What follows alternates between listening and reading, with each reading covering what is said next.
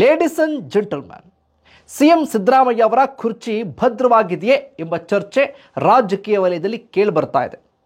ಆದರೆ ಹೈಕಮಾಂಡ್ ಮಟ್ಟದಲ್ಲಿ ಸಿಎಂ ಬದಲಾವಣೆ ಬಗ್ಗೆ ಯಾವುದೇ ಅಧಿಕೃತ ಮಾಹಿತಿ ಇಲ್ಲದಿದ್ದರೂ ಕೂಡ ಕೆಲವು ಕಾಂಗ್ರೆಸ್ ನಾಯಕರು ಈ ಚರ್ಚೆಯನ್ನು ಜೀವಂತವಾಗಿಟ್ಟಿದ್ದಾರೆ. ಈ ಬಗ್ಗೆ ಕೈ ವಕ್ತಾರನ ಹೇಳಿಕೆಯಿಂದಲೇ ಸಿಎಂ ಕುರ್ಚಿ ಕಿಚ್ಚು ಹೊತ್ಕೊಳ್ತಾ ಇರುವಂತಹ ಸಾಧ್ಯತೆ ಕೂಡ ಇದೆ. ಎಸ್ ವೀಕ್ಷಕರೇ, ನೆಲ ಜಲ ಭಾಷೆಗಾಗಿ ಪ್ರಾಮಾಣಿಕ ಪತ್ರಿಕೋದ್ಯಮ. ನೀವು ನೋಡ್ತಾ ಇದ್ದೀರಿ ಫೋಕಸ್ ಟಿವಿ. ಇದು ಈ ಕ್ಷಣದ ಸುದ್ದಿ. ನಾನು ಶಿವು ರಾನರಾಪುರ.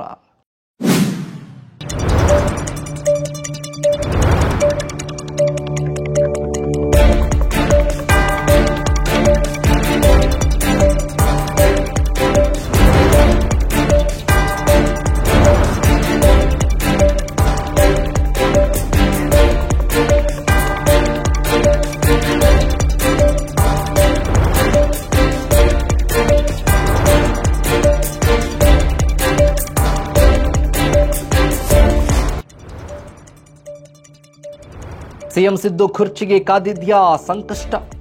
ನವೆಂಬರ್ನಲ್ಲಿ 100% ಡಿಸಿಎಂ ಡಿಕೆಶಿನೇ ಸಿಎಂ. ಹೊಸ ಬಾಂಬ್ ಸಿಡಿಸಿದ ಕಾಂಗ್ರೆಸ್ನ ನಾಯಕ. ಹೈಕಮಾಂಡ್ ಸೂಚನೆಗೆ ಸೆಡ್ಡು ಹೊಡೆದರ ಎಲ್ಆರ್ಎಸ್.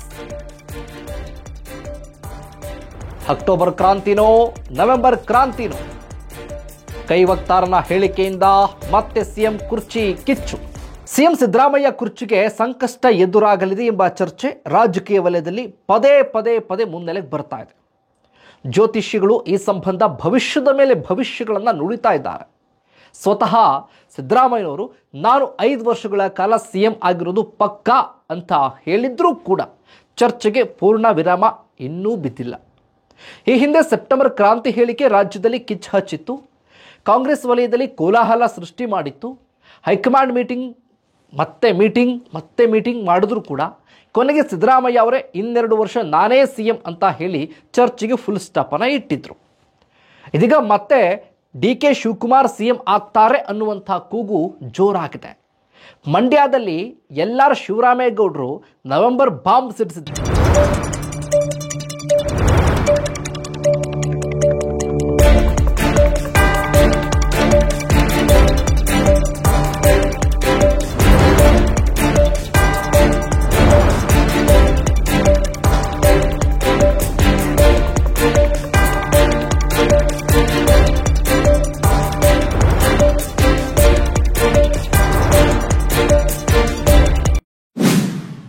ಡಿಕೆ ಶಿವಕುಮಾರ್ ಸಿಎಂ ಆಗ್ತಾರೆ ಅನ್ನುವಂತಹ ಹೇಳಿಕೆಯನ್ನ ಕೊಟ್ಟು ಮತ್ತೆ ಮುನ್ನೆಲೆಗೆ ಬಂದಿದ್ದಾರೆ. ಮಂಡ್ಯದಲ್ಲಿ ಮಾತನಾಡಿರುವಂತಹ ಕಾಂಗ್ರೆಸ್ನ ವಕ್ತಾರ ಮಾಜಿ ಸಂಸದ ಎಲ್ಆರ್ ಶಿವರಾಮೇಗೌಡರು ಸ್ಫೋಟಕ ಹೇಳಿಕೆ ಕೊಟ್ಟಿದ್ದಾರೆ. ನವೆಂಬರ್ಗೆ 100ಕ್ಕೆ 100ರಷ್ಟು ಅಂದರೆ 100% ಡಿಕೆಶಿನೇ ಸಿಎಂ ಆಗ್ತಾರೆ. ಡಿಕೆಶಿ ನವೆಂಬರ್ಗೆ ಸಿಎಂ ಆಗುವಂತಹ ಎಲ್ಲ ಲಕ್ಷಣ ಗೋಚರಿಸ್ತಾ ಇದೆ ಅಂತ ಮಾತನಾಡಿರೋದು. ಸಿಎಂ ಬದಲಾವಣೆ ವಿಚಾರದಲ್ಲಿ ಗೊಂದಲದ ಹೇಳಿಕೆ ನೀಡದಂತೆ ಪಕ್ಷದ ಹೈಕಮಾಂಡ್ ಸೂಚನೆಗೆ ಶಿವರಾಮೇಗೌಡರು ಸೆಡ್ಡು ಹೊಡೆದಿದ್ದಾರೆ. ನವೆಂಬರ್ ಕ್ರಾಂತಿ ಏನಾಗುತ್ತೆ ಕಾದ್ ನೋಡೋಣ. ಇದಾಗಿತ್ತು ಈ ಕ್ಷಣದ ಸುದ್ದಿ. ನೆಲ ಜಲ ಭಾಷೆಗಾಗಿ ನೋಡ್ತಾ ಇರಿ ಫೋಕಸ್ ಟಿವಿ.